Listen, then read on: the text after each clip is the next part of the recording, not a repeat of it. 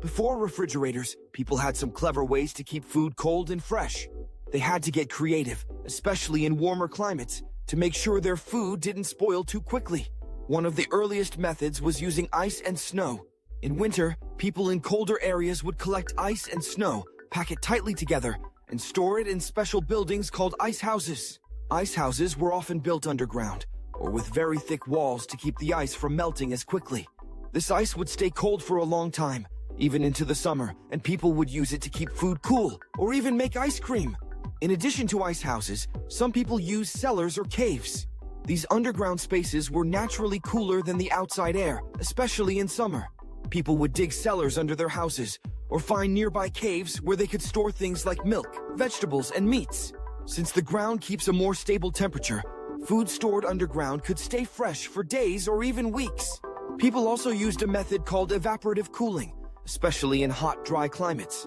They would put food in clay pots and then cover these pots with damp cloths. As the water in the cloth evaporated, it would draw heat away from the pot, keeping the food inside cooler. This process doesn't get as cold as a modern fridge, but it helped keep food fresh for a little longer.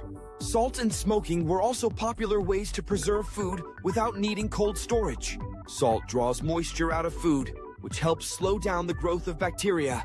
People would rub salt on meat or fish, pack foods in salt to make them last longer. Smoking food over a fire adds flavor and helps preserve it by creating a barrier against bacteria. In the 1800s, people started delivering ice to homes, especially in cities.